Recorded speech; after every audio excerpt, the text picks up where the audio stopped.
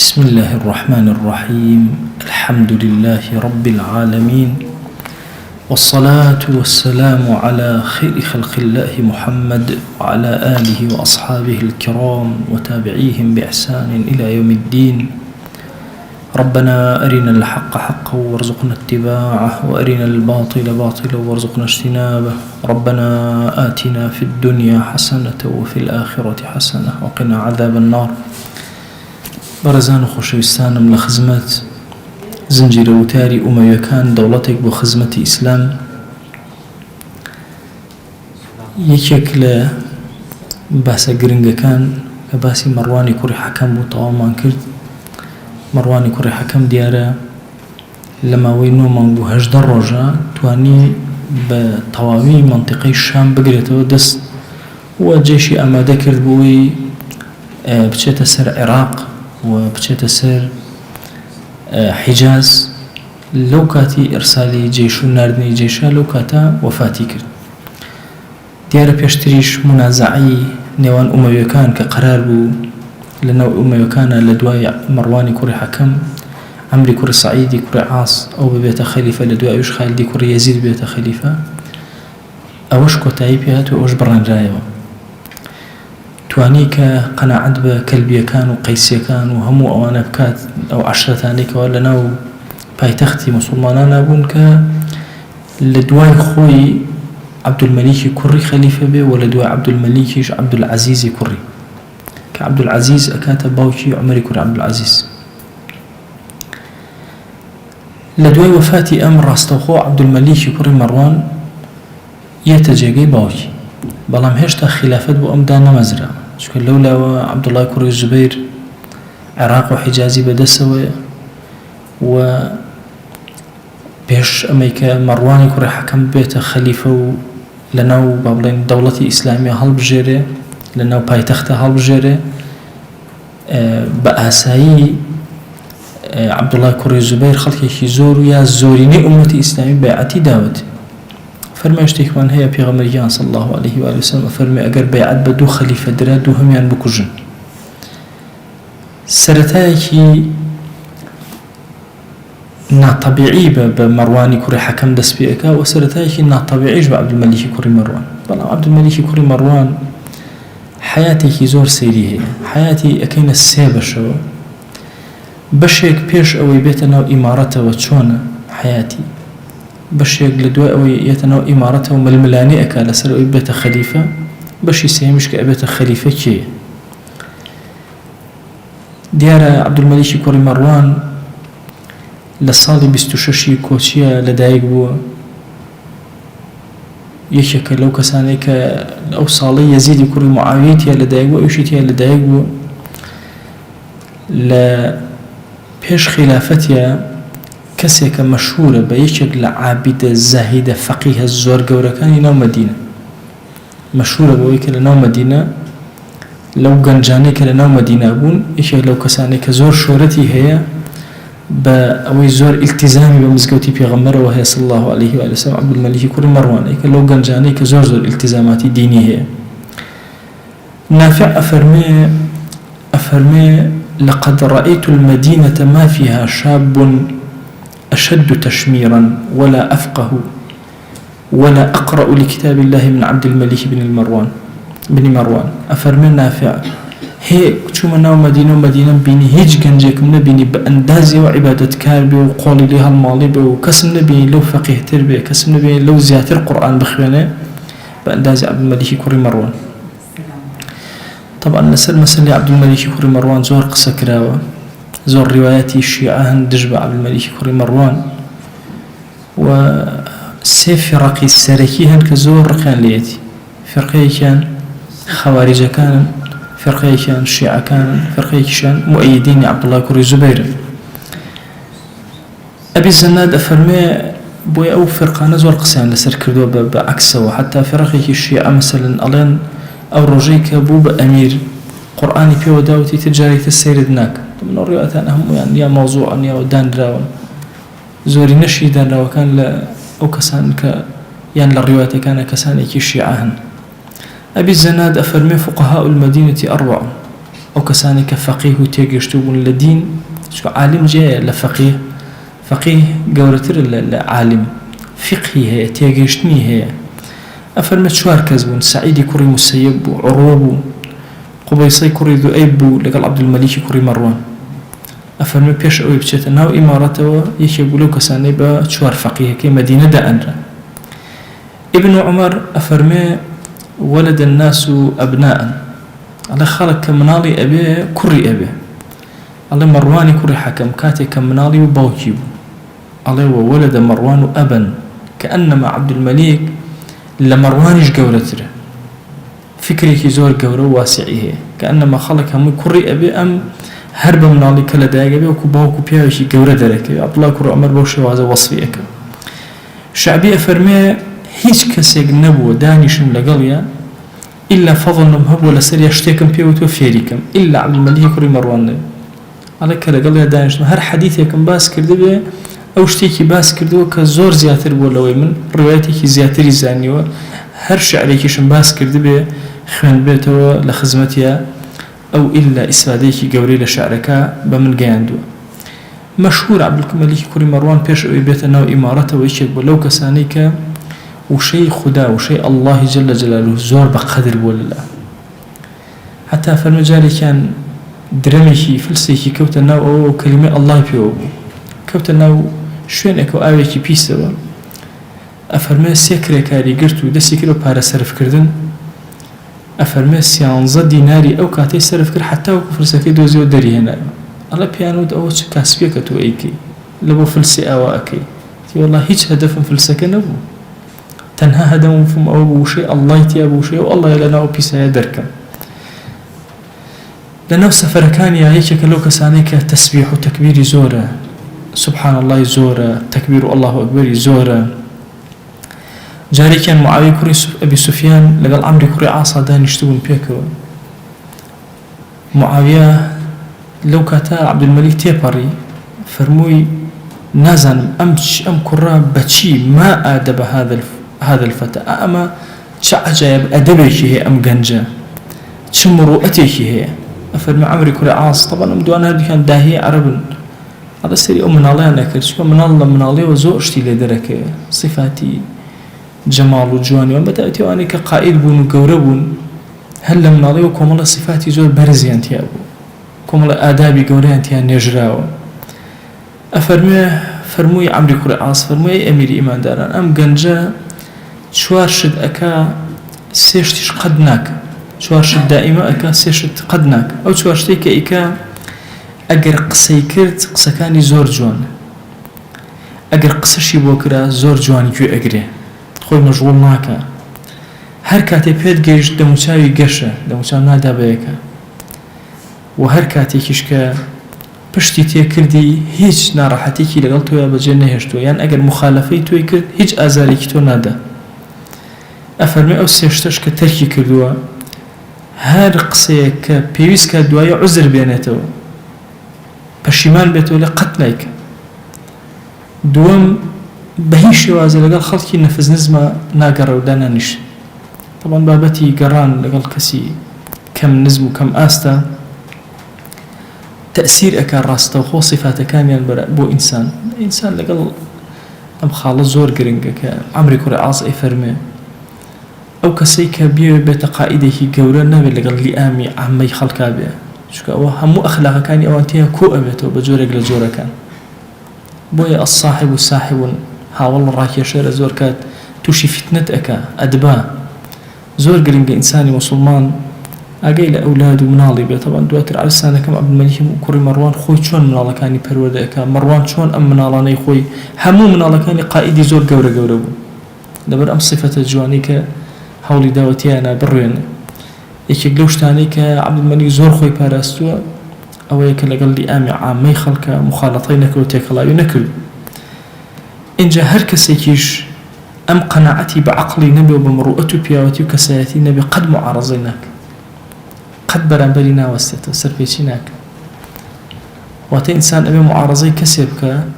كبزاني أهلي معارضي كبرانبري أوستيتو أفرمي أم صفتان الجوانيتي دي قد بدن دو داهي قوري عرب سريان صر أمينيك چۆن مەسەلەن ئەم کەسە ئەم گەنجە چۆن مامەڵە ئەکات چەند بە جوانی و چەند بە چاکی. ئیسماعیلی کوڕی ئەبی المهاجر یەکێکە لەو کەسانەی کە عەبدولمەلیک کوڕی مەڕوان کردێتی بە مؤدیبی مناڵەکانی. طبعا ئێمە لەم زەمانە زۆر هەوڵی عیلم بۆ مناڵەکان ئەدەین.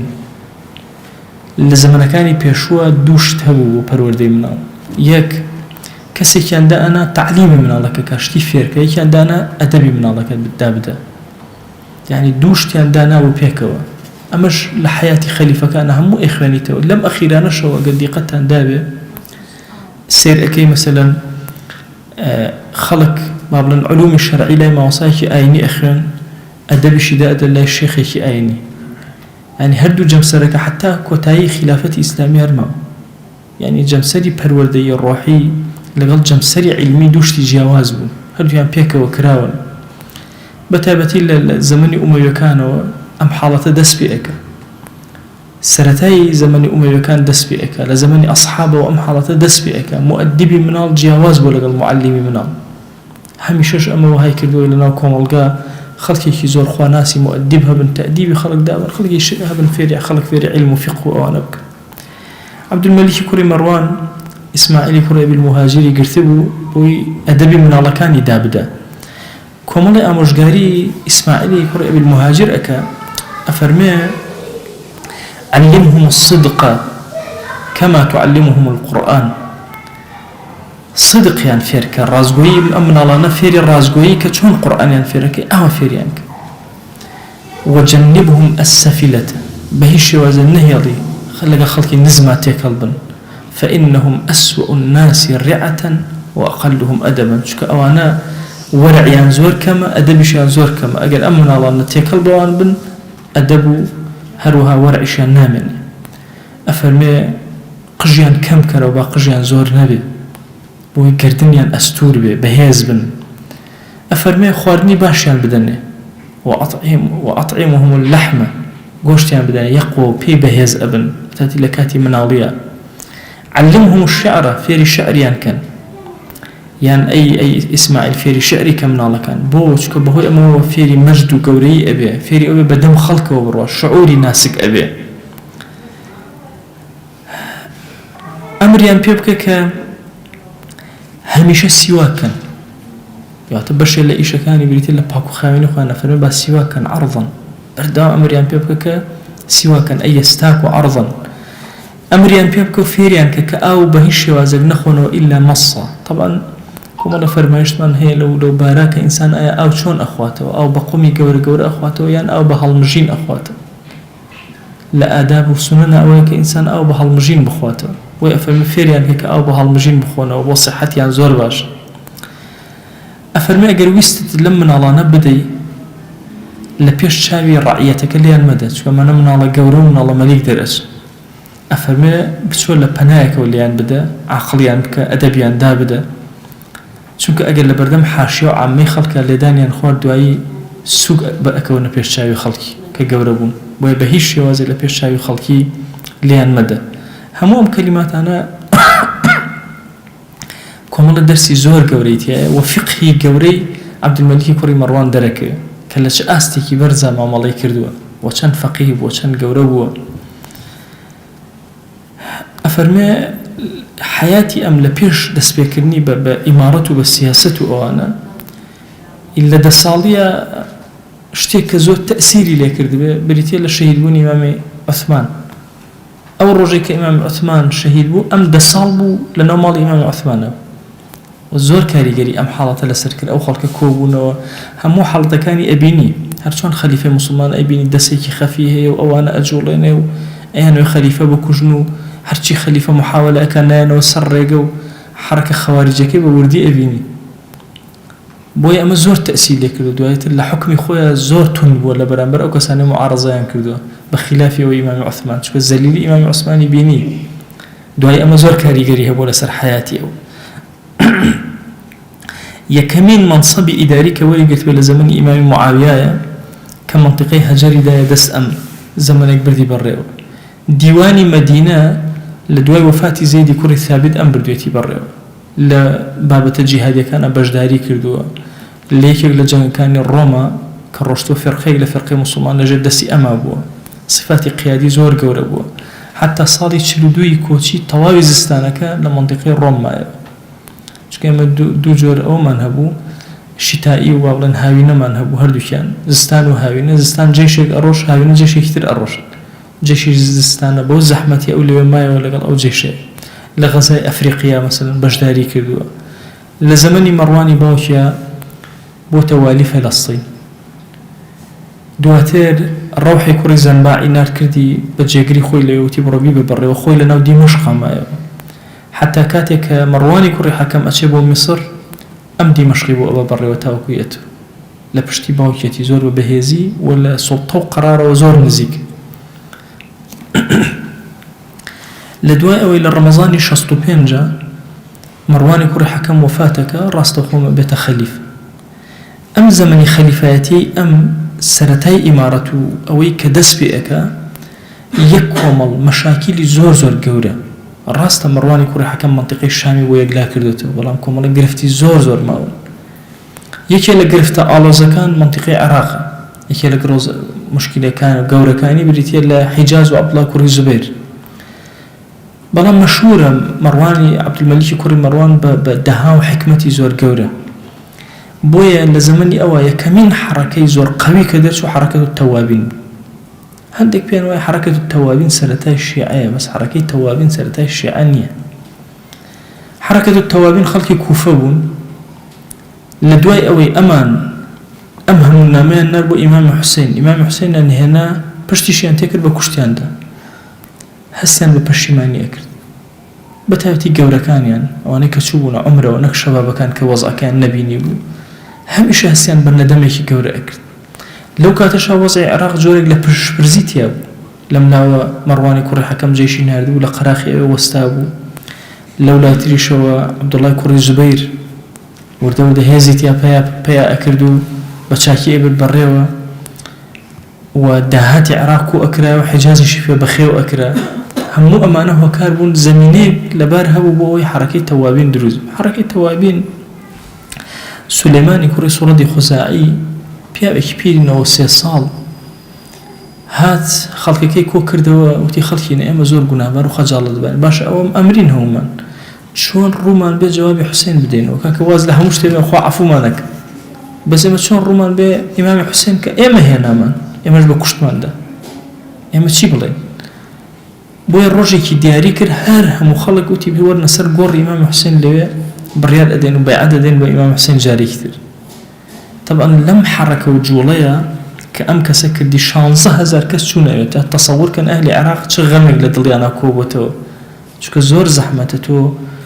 کوڕی کچی پێغەمبەر صلی الله علیه وسلم نامەی بۆ بنێریت و هەموو شتێک و بهێنیتە دەرەوە لە ناو مەککە و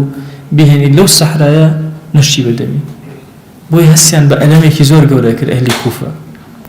ئەم 16,000 کەس هەمووی بەعەتیاندا لەسەر مردن بڕیاریاندا کە تۆڵە بکەنەوە لە کێ تۆڵە بکەنەوە لە ئومەویەکە ئەمە ئەختەر شتێک بوو کە تازە عەبدولمەلیکی کوڕی مەڕوان هاتووە سەر دەور ئەم حاڵەتە دروست بوو ئەم حرەکەی تەوابینە بەڵام حرەکەی تەوابین هەر لە سەرەتای دروست بوونەوە کێشەی بۆ دروست بوو چونکە موختاری ثەقەفی کە دواتر حرەکەی ئیش باسەکەم دەستی کرد بە سارکردنەوەی خەڵک وتی ئەم کەسە سولەیمانی کوڕی سوڕەت هیچ نازانێت لە جەنگ و ئەوانە خەڵکە بۆ کوێ ئەڕۆن شوێنی ئەکەون خەڵکێکی زۆر لێگەڕانەوە لێکشانن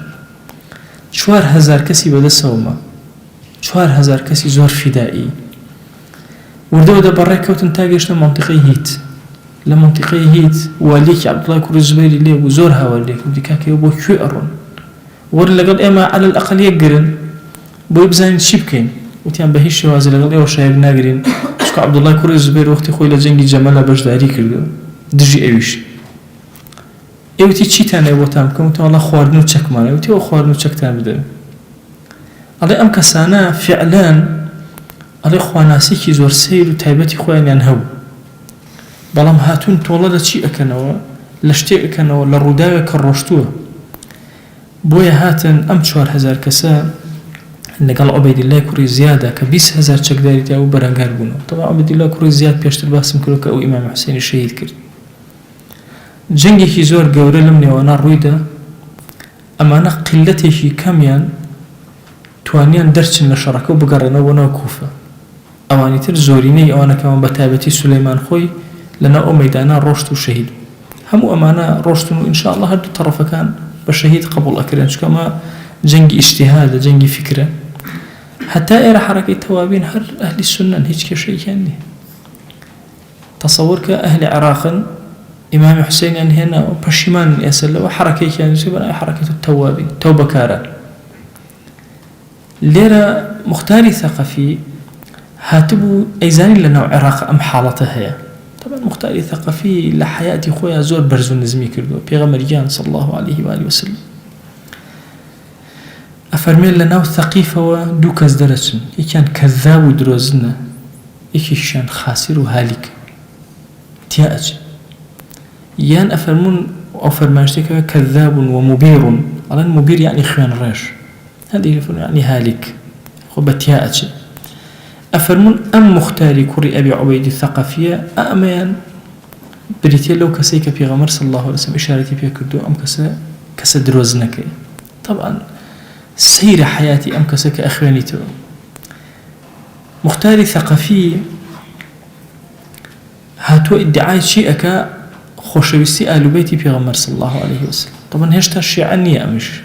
دواتر وردەوە تەشەیع دروسەوێ، بەڵام هەندێ فکرەکان ئەم دای ئەڕێژێ. جا تەسەوورکەن ئەم کەذابە چۆن مامەڵەکە. ئەم ئیدعایەکە ئەکات مختاری ثەقەفی و ئەم ئیعلانە بەرزەکاتەوە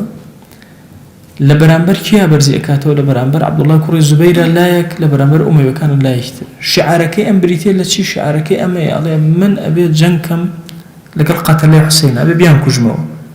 فعلا هەر کەسێک لەو جەنگا بەشداری کرد بێت، دەستی هەبوو بێ، هەر بەحاڵ لەگەڵ جێشەکەەوە بێت، چۆتە سەری کوشتوێت. ئەلەمەیانە زۆر مەفەق بوو، چکە هەدەفەکەی دیار بوو، زانێتی چی ئەکا چۆنەکە. بەڵام لە بەرامبەر دەهای عەبدولمەلیکە زۆر لاواز دەرەکەوێت، لەگەڵەوە شخصەتێکی قەویە لاواز دەرەکەوێت. بۆچی؟ هۆکارێکی سەرەکی لاواز بوونەکەی ئەو هەموو پەتپەتیەکە کردوێتی. طبعا لە ساڵی 64 وردەوە ئەو حرەکەی دەست پێ ئەکا، بەڵام دواتر گەورەبوونی حرەکەی لە زەمانی عەبدولمەلیکی کوڕی مەڕوانە کە جێشێکی کامیل پێکەوەنێ. دوای حرەکەی تەوابین حرەکەی مختار دەست پێ ئەکا. ئەفەرمێ مامی کە سعدی کوڕی مەسعودی ثەقەفیە هەر لە زەمانی ئیمامی معاویە، تەسەوور کە کاتێ ئیمامی عەلی شەهیدە بێ،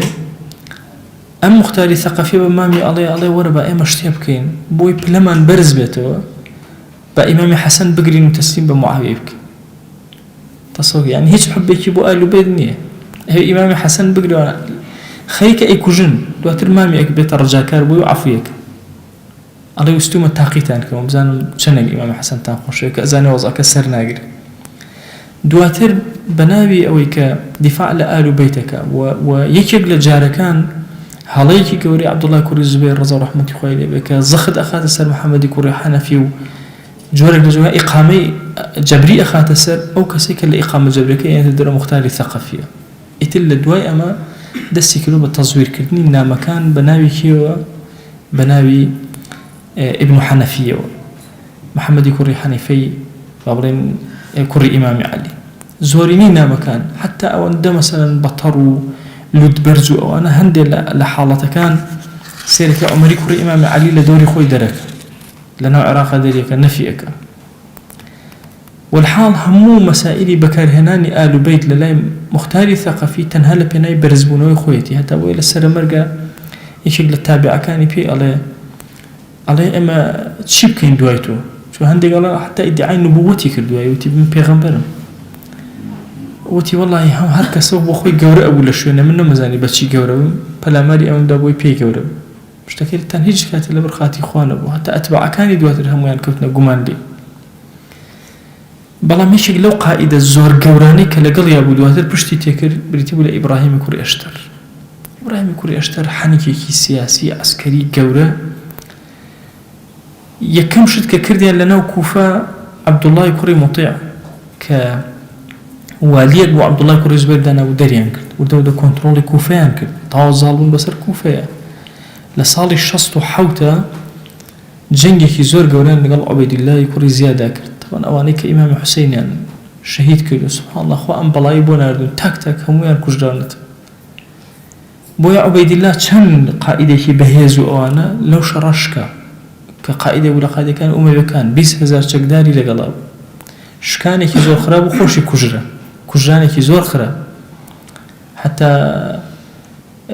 ئیبراهیمی کوڕی ئەشتە سەری لێ کردەوە، سەریان هێناوە بۆ ناو کوفە. یعنی هەندێک ڕیوایەت هەیە لەسەر ئەوەی کە چۆن مامەڵایان کردو لەگەڵ عوبەیدیلای کوڕی زیادە، چونکە ئەمە بوو بە نەسرەتێکی گەورە بۆ ئەوەندەی تر خەڵک بە دەوری کێوە بە دەوری مختارەوە کۆبوونەوە. زەویێکی مولائیم بۆ ئەم شۆڕشەی ئەم هەبوو و یەکێ لە خاڵە زۆر گرنگەکانی بەنی هاشم لە خزمەکانی پێغەمبەر صلی الله علیه وسلم بەردەوام هەدایای گەورە گەورەی بۆ ئەناردن ئەو من لەگەڵتانە من لەبەر ئێوە ئەم ئەویشە ئەەکەم. شخصێکی خۆشی قیادی هەبوو و عەبدوڵڵای کوڕی زوبەیر ئەو نەفەرانەی کە دایەنا بۆ کوفە هەمویان لاواز بوو. بۆیە حەڕەکەی مختاری ثەقەفی لە ئاستێکی زۆر بەرز و باڵا سەرکەوتنی بەدەستهێنا، سەرکەوتنێکی زۆر باشیش و خەڵکێکی زۆر گەورە بە دەوریەوە کۆبوونەوە. هەندێک لەو شتانەی کە کردی یەکێک لەوانە یەکەم کەس کە بە محەممەدی کوڕی حەنیفە وتی ئەمە مەهدیە بریتێ لە مختاری ثەقەفی، وتی ئەگەر بژمرێ ئەمە هەر ئەچێتە ناو جەستەی حتا تەناسوخی ئەڕواح و چی هەمووی لە فکری ئەوە یەتە دەرەوە. بۆی خۆشەویستمان ئەفەرمێ کەذابێک لە سەقیفەوە دەرەچێت. ئیدعای ئەوەیە کرد کە هەموو جارێکە ئەوە ئەکات تووشی خەفەقانە بێ، جۆرێک لە مەسەلەن بێئاگابوون لەو بێئاگابوونە جۆرێک لە وحی بۆ دێ. هەندێک ئەڵێن ئیدعای نبووەتی کرد، هەندێک ئەڵێن ئیدعای ئیلتیماسی ڕۆحی کرد لەگەڵ ئیمامی حوسەینە. ئیمامی حوسەین شتم پێ ئەڵێ. کورسێکی دۆزی بووەوە، کورسێکی کۆن هێنابووی پەردە و ئەوانەی دابوو بەسەریە، ئەو کورسی ئیمامی عەلیە. چۆن بەنو ئیسرائیل تابوتێکیان هەبوو فیه سەکینەتون، باشە سەکینەی و هینێکی تایبەت بەقیەتون، مثلا بەقیە پێغەمبەران عەلەیهیم السەڵات وەسەلام هەموو لەناو ئەو تابوو ئەو نەسری ئێمە و هەموو شتێکمان بەهۆی ئەم کورسیەوە. بۆیە زۆرێ خەڵک ئەهاتن کە هەندێک جار پەردەی لەسەر کورسەکە لا ئەبر خەڵک ئەهاتن جۆرێک لە حتا تەبەڕوکردن بەو کورسیە، پێیان وابوو ئەگەر ئەو کورسیان پێ بێ لە هیچ شەڕێکە نادۆڕێن. وهای کردبوو کە ئەم کورسیە هێزیان ئەداتێ، ئەتباعەکانی کە کورسەکەی دەرئەکردە دەرەوە هەر شەڕێک ئیتر وایە نەزانی تەواو قەڵایەکی گەورە لە پشتیانە. بۆیە بە هیممەتێکی زۆر گەورە جەنگیان ئەکرد و ئەچوونە پێشەوە. و زۆر شتی تر کە ئەم کەسە کردی و لەو زەمەنی خۆیان عولەما زۆر قسەیان لەسەر کردووە، فوقەها زۆر قسەیان لەسەر کردووە، ئال و بەیت زۆر قسەیان لەسەر کردووە کە ئەم کەسە درۆزنە. حتا محەممەدی کوڕی حەنەفیە هەندێک نامە ئەنێرێ لەسەرەوەی ئەم کەسە ڕازگۆن نییە، بەڵام ئەو بەردەوام نامە تەزویر ئەکا بە ناوینەوە. حتا دوای ئیبراهیمی کوڕی ئەشتەر بۆیە لێ دوور ئەکەوێتەوە، بۆیە چوە لەگەڵیا بوو لەبەرەوەی نامەی محەممەدی کوڕی حەنەفی پێداوە، پێتی ئەو پێوتی ئەمری پێکردی کە لەگەڵ منابی، دوای بۆی دەرکەوت ڕازگۆنی ئەویش واز لێ هەن. عەبدولکەریمی کوڕی مەڕوان دەهایەکی زۆر گەورەی هەبووە. طبعا لێرە شکستێکی زۆر گەورەی هێناوە بەرامبەر بە مختاریش لەو پەڕی قیممەتی هێزایە. هات ئەو جێشەی کە مابوو هەمووی کۆ کردەوە لەو منتیقەی مختار و منتیقە عەبدوڵڵای کوڕی زوبەیر لە قەراخەوە وەستا، بە هیچ شێوازێک شەڕ ناکەن، خۆتان پارێزن لە شەڕ. 4 ساڵی ڕێک سەیری ئەم وەزع ئەکات، یەک بەربەرەکانیان مەجال نادا دروست بێ، حتا لە هەندێک شوێنەوە کە ئەوان یەنە پێشەوە بە جێشەکەڵە وەرنەوە جەنگیان لەگەڵا مەکە. طبعا تەئکیدە لەوەی کە مختاری ثەقەفی وردە گەشە ئەکا کە گەشەی کرد مەستەری اقتصادی عەبدوڵڵای کوڕی زوبەیر عێراقە، ئەم مەستەرە ئەگرێت، عەبدوڵڵای کوڕی زوبەیر لێوە پێی لاوازە بێ. مصعبی کوڕی عومەیریش لەناو بەسڕەیە، مصعب پیاوێکی زۆر شەجاع و ئازایە، حتمەن ئەم دوانە بەربەرەکانی ئەکرد. بۆی عەبدولمەلیکی کوڕی مەڕوان بە دەهای خۆی تەنها سەیری ئەم دوانەی کرد بزان ئەگەنە چی. فعلا ئەم دوانە دواتر شەڕیان بوو، مصعبی کوڕی عومەیر حەڕەکەی مختاری شکان، مختار خۆی کوژرا، فتنەکە کۆتایی پێهات، بەڵام مصعبی کوڕی زوبەیر تەجاوزی کرد لە حدودی کوشتن بەتابەتی لەم حەڕەکەی مختارە کە ئەهلی کوفە بوون. ئەمەش هەڵەیەکی زۆر گەورەی سیاسی بوو کە کردی، چونکە حەقدێک لە دڵیانە ما کە دوای عەرستانەکەم چۆن بەرامبەر عەبدوڵڵای کوڕی زوبەیر پاشەکشیان کرد، عەبدوڵڵای کوڕی مصعبی کوڕی زوبەیر چۆن پاشەکشیان کرد و دایان بە کوشتن. بۆیە ئەم عبد الملك كوري مروان تأكيد بو أجر أم دوانا شركا يكيان طاو أكا أوي تريشان لاوازن سريانا بلام أم فكرة بكشتني مختار كوتاي نهات شو كمختار بيشتر زمري كي دروس كربناي كيسانية زمري كيسانية كفكرة كان لمختار أول قرتبو حتى مسائل تناسخ أرواح وككسي مرد روحا كي نامري أتشتنا وكسي كي تروج همو لفكرة كيسانية كانوا وردو دروز بوي هندي مساطير بيان ويا السرتاي الشيعة كيسانية كانوا دروز لمختاري ثقافي ودروز لو كذابيك في غمر صلى الله عليه وآله وسلم إشارة في أكل ألم حيث وبيسيا كوتاش لخزمتها نباسي بكم حركي عمري كوري السعيد طبعا عمري كوري السعيدي كوري عاص عرستان كم مرواني كوري حكم جالية كاتيك كوبونا برياري عندها مرواني كوري حكم خليفة بيلا دواء عمري كوري السعيد دواء وخالدي كوري معاوية خالدي كوري يزيد لدواء أول مروان بده هاي خوي أم دواني لا بردو كوري خوي لجدانا استبلام كي هاتو عبد الملك هاتو أم دوانا شرماون بو همو جنگوشينك لقل خويا أيان با وشورتيان بي أكا جولو حركي لقل أمانة يكيك لجارة كان ك بو عبد الملك كوريمان صالي شستونويا بو قرقيساء الروات جهاد أكا لقل نصارايا جيشي قوري لنا دمشق أكاتا دروا لم كاتا عمري كوري السعيدي كوري عاص بريار أدا وإنقلابي زور قوري أكا بريال أداك أخوي خليفة أو خليفاني عبد الملك عبد الملك مجبور أقريته شان زروش إن جاءتوا نبيته ناو دمشق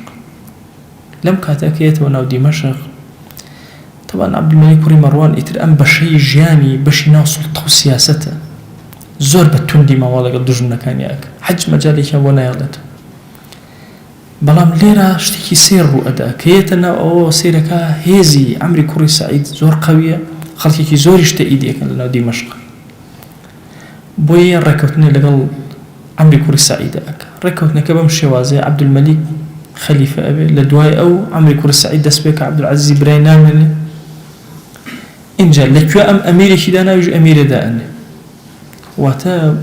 هاو سروك بزماني أمره دو خليفة ليكشو لا دمشق أميلي قبولك هاو هموم اتفاقيتك لقلا أكا حتى وكوزعك هواشكات وكوزعك هواشكات وعمري كوري السعيد وهول أداء ما كان قناعت بيك كأم فكرة غلطك كردويتي عمري كوري السعيد بانج أكاد عمري كوري السعيد إيش أزانيه خميتي بويا كان دي خلغاني زور آسن أبستي بخويا وشمشيري كي زور شاك هلا قري وسط لغلام مكاني لعبد كاني كزور جنجاورن لقل خويا أبات وأر أيش بتاقي تنهائي كان جوره وحرس كاني لدروا عبد الملك بيشتر بيوتون وتيتي درجة كان هرهم ودا أخن بوي كزنية تجوره تنها آل مروان وآل بابلان أموية كانيا بني أميين همويا لجوره ودا أنيشن كم يقصي لك الله أكاد وأبيك لغلام كاني الله أم شمشيري لي ورقرة شمشيركي لي ورقرة هاورك الله بوش شمشيركم لي ورقريت الله تو بو بشمشير لك من أدانشتو ديار غرازك باشدني دوات اللجير سيرك يا زنجيرك دل هنا بوي فرق أدا على أم زنجيرة سوينم خالدوا بيشوي بمونا ودمشق كإنقلابت كردوا سوينم خالدوا أبي أأم بكم قردن تو دسوقات خود إسا بدسي خود بكرة قردن دسوقات أيوش أترسيلوا على أي دواي أكريتوا أم قيدا على أجر خواه مشيئتي هبه إن شاء الله أكريتوا طبعا إن شاء الله دو معناه هي إيه كان أويك ناكريتوا إيه كان أويك أكريتوا أبيش ويشي لغلام كاني هردو دسي أبسته هردو قاسي وقردنيشي زنجيرة كلا قردني إنج عبد الملك كوري مروان جوي سيدي أكاتو بي الله والله أقر بمزانيا ألم جورت شوي تداروا مشاكل دروز ناكي ودولتك استبرم أداء أزاد أم كردوا إن شاء الله كرناو بس تأكيد مكليرة شوي تداروا فتنك قولة تربي بوي بهيش هوازي مجال النادم أما كوتا كاتي توي أشن بونيو شتايا مو بيكوج بكيش الله يوجب عبد العزيز براي طبعا كأروات يتوسير كان نكوج عبد العزيز الله بونا تكوج الله والله زور هوارك الله لبرخاتي خوا ممكوج برخاتي الرحم شكا ما كاتا كوري بوريان شكا دايشي أمان كاتا باوكي أمان يعني أم كوري بوريان لطرفي باوكو عموما يعني عەبدولمەلیک کوڕی مەڕوان بڕیار ئەدا ئەڵێ خۆم بەدەستی خۆم ئەیکوژم چونکە فتنەیەکە دوو خەلیفە پێکەوە نابن دوو کەسی گەورە پێکەوە ئیلا هەبێکیان بۆ ئیتر نووسدا بدە بۆیە یەکەمین کەسێک ئەڵێن کە عەمری با بڵێن عەبدولمەلیکی کوڕی مەڕوان کە کوشتوویەتی بریتیە لە عەمری کوڕی سەعیدی کوڕی عاس کە ئەکاتە کوڕەپووری خۆی طبعا لێرە ئیتر لەمە دووە زبری بە حەیاتی عەبدولمەلیک کوڕی مەڕوانەوە ئەبینرێ حتا وەکو سوڵتەڕێک ئەکاتەوە هۆکارەکەشی ئەو پاشخانەیە کە بینیوێتی چەند بە زەلیلی ئیمامی عوسمان شەهید کرا بۆیە ئەمە لە فکریایەتی لە بەرامبەر هیچ دژمنێکیان ناوەستێ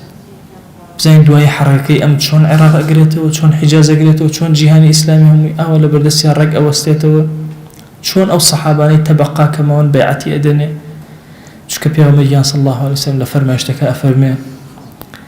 سەرەتای ئەم ئومەتە بە نوبووەت دەستی پێکردووە دواتر بە خلافات لە دوای پێغەمبەرایەتی دوای بە موڵکی ڕەحمەت مەلیکایەتی ڕەحمەت دواتر بە مەلیکایەتی شدەت کە ئەڵێن ئەمە مەلیکایەتی شدەت ئەم بەشەیە کە عەبدولمەلیک کوڕی مەڕوان دەستی پێکرد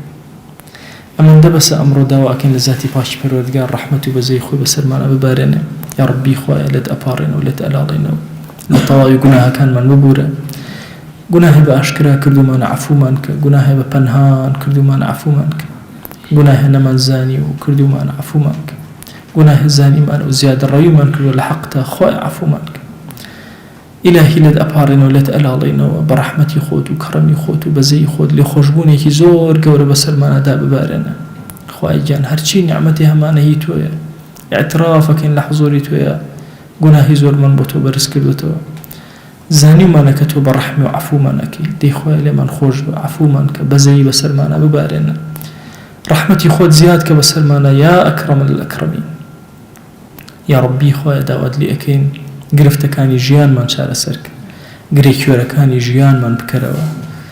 یا ڕەبی خوایە لێت ئەپاڕێنەوە لێت ئەلاڵێنەوە تەواوی کەڕەم و ڕەحمەتی خۆت بەسەرمانەدا ببارێنە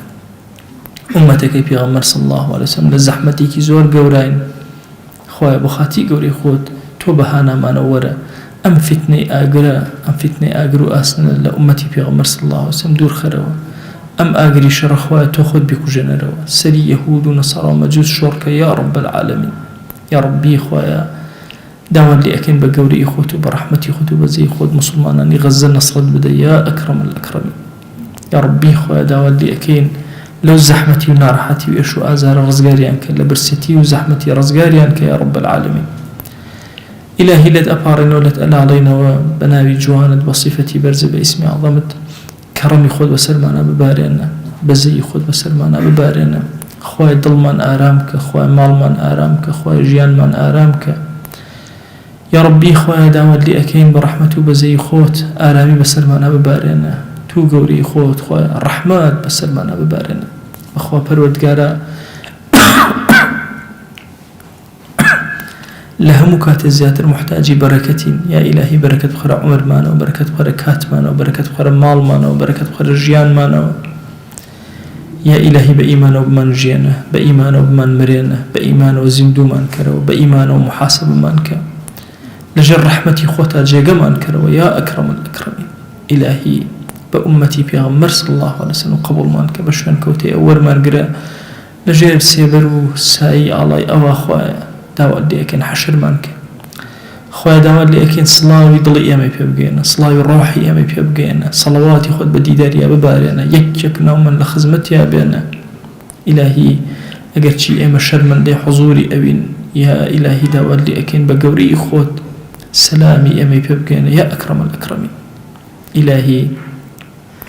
هەرچی گرفتی هەمانە بۆمان چارەسەرکە ئەومان بێ حاڵ و ماڵە ماڵداریکە ئەومان بێ مناڵە مناڵی پێ عەتاکە ئەومان بە مناڵە مناڵی ساڵحکە